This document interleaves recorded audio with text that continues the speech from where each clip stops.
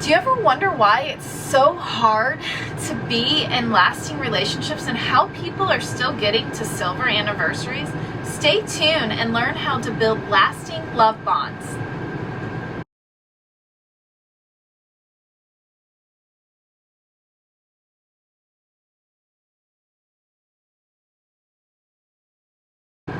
Hi, I'm Jennifer Evans with Empowering Wellness Counseling Solutions, and we are all about building lasting bonds this week.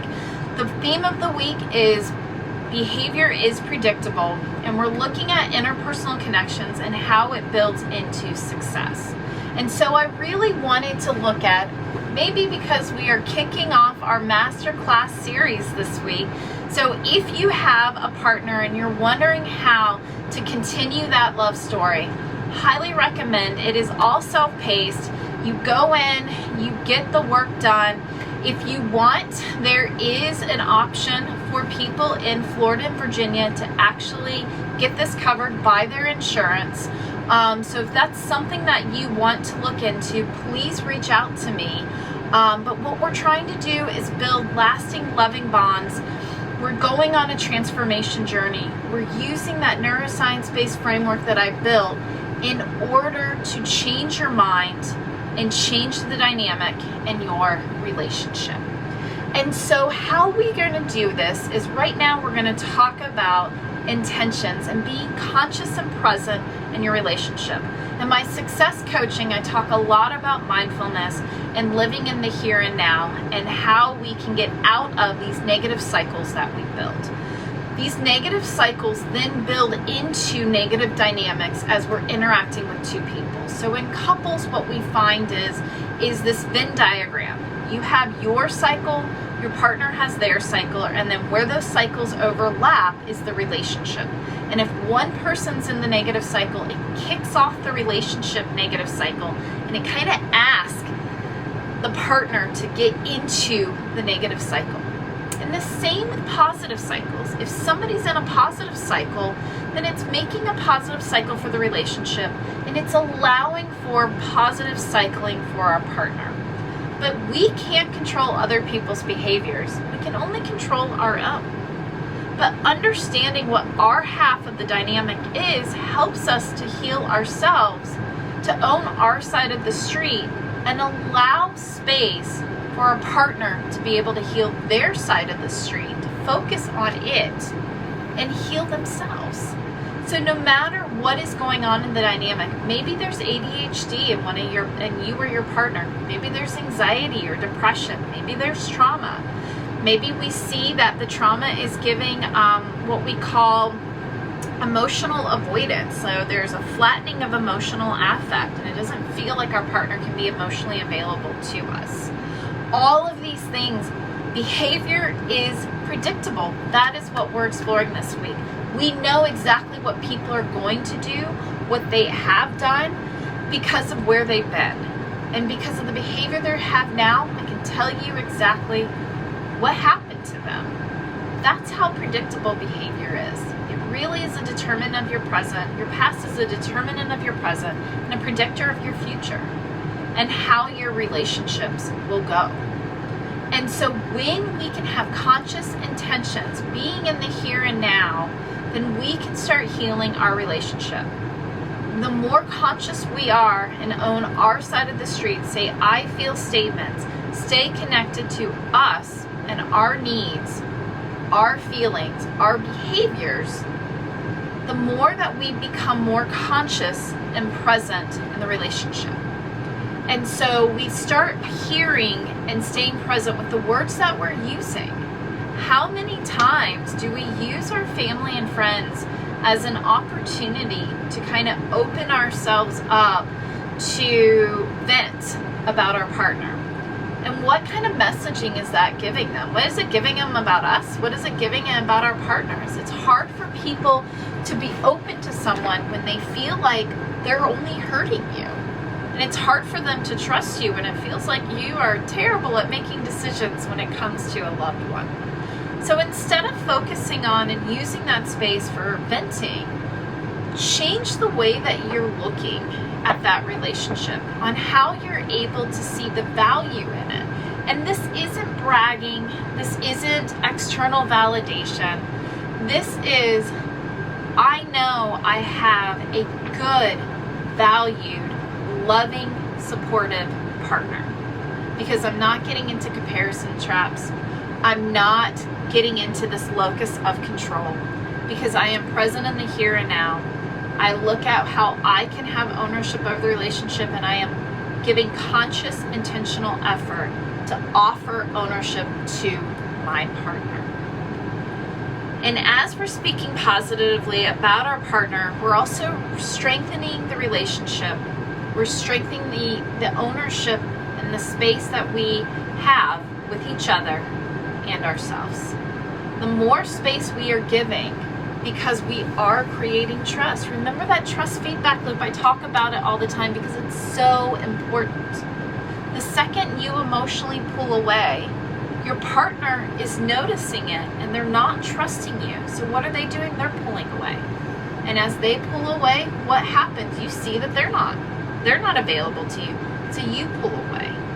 And it just goes on and on and on. And that is why we have so many negative dynamics. That's why 50% of weddings or marriages end in divorce, is because we're not addressing our needs. We're not trusting our partner, and we are just feeding every bit of trauma and experience we had. All that attachment, all the attachment hurt and wounds are coming up and becoming self-fulfilling prophecies. And so the more that you lean into a relationship, the more that you are building sustainable trust. And leaning into the relationship looks like understanding that locus of control that we talked about a couple weeks ago. The link will be in the video description. Leaning into the relationship is giving trust, giving support to our partner. It's not enabling. It's not giving them everything. It's not being selfish. It's setting clear boundaries about what your value is and what you expect out of that relationship. It's clear and open communication, allowing your partner an opportunity to find agency and to find a place to own the relationship. And so often when we get into these trust feedback loops and these comparison traps, we're missing that opportunity. The more anxious we are, the more we want to do everything, the more that we're pushing our partner away.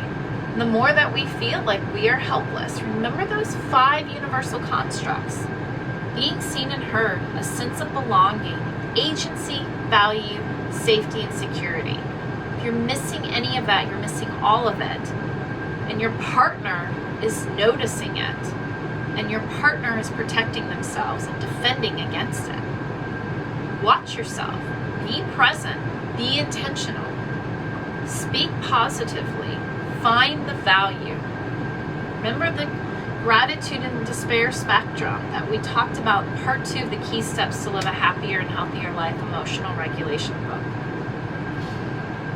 It's important to have that emotional regulation so you know where you are on your half of the street. And then we get into part 3 for interpersonal dynamics and interpersonal effectiveness to see how other people may be not emotionally regulated as well, and how do we navigate with that? How do we neutralize so that we can still have success and we can network with others and still maximize on that network?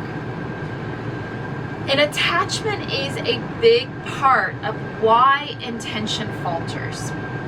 And that is, in the negative dynamic, we have, look at the screen for that cycle.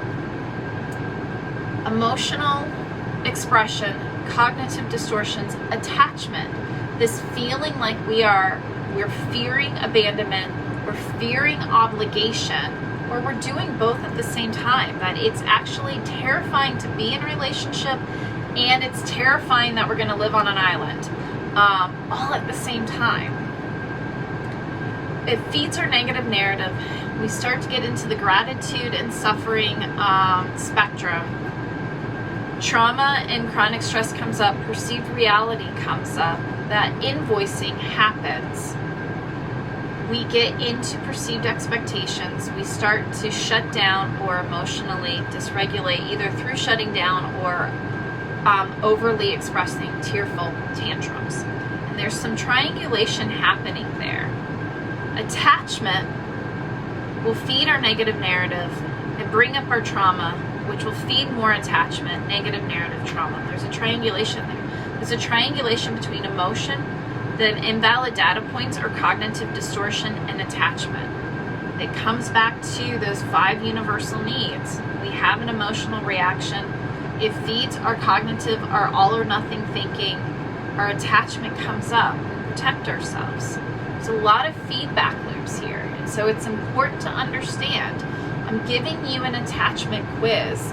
So take it, see where you're at. And that's not a pie chart, it's bar graphs. So when you're not stressed and in a mindful state, you probably have a good portion that's secure attachment. But the second any kind of stress or change comes up, that attachment's coming out. That fear of abandonment, that fear of being a burden or an obligation. And you wonder why people are shutting down, because they don't think they can trust to be emotionally present, because we're not taught that. One of the first things our implicit mind registers and remembers is that when a kid cries, the adults are coming in the room screaming, saying, who did that? Who did this? Somebody's in trouble, right? They're looking to blame somebody. So the first implicit messaging you have, it's the first explicit messaging you have actually, is that emotions equal being in trouble. And it only reinforces over and over again. Because people think that grief is sorrow and despair, and they don't want you to be in grief. They tell you, just be happy. Well, don't be anxious. They don't want you to suffer. But what they don't understand is grief is interwoven in our lives. And it's a journey to acceptance. But people can't be present with it because they project. And that's why it's important to have a licensed mental health counselor at your home who puts your needs first. Puts the therapeutic relationship first, who knows what a therapeutic relationship is and the power of it to help you heal, not to project every negative experience they've ever had onto you, which is what your friends are more likely capable of doing. Predictability of that behavior in the brain. It's not purpose driven. It's not manipulative. It's just the way it is. And so what we can do to break these negative cycles and foster secure attachment is to really look at that cognitive restructuring. Remember, I built a neuroscience-based framework in order to build motivation and a purpose-driven life so that we can live happier and healthier and have a well life. And we do that by being mindful, being the present, having awareness, acceptance, and learning the tools that we need for action. So if you're ready to make a next step, schedule an initial consultation. The link is in the video description. Start learning how you can have lasting love bonds. Take and begin our masterclass on continuing your love story. Ask about our free wellness insight, 15 minutes to ask me any question that you have about why you or somebody else does the things they do. I'll give you an answer. I'll teach you how. And we can begin our journey on rebuilding a happier and healthier life. We will come in and do the neuroplasticity of the brain, teach ourselves and rewire, build a superhighway of positive cycling. If you like this or know somebody who would like this, hit that thumbs up button and share it with other people. Go to my website, Counseling Wellness Solutions, and learn all the ways that I can help you. All the ways that I can help you. I am Jennifer Evans. Thank you so much.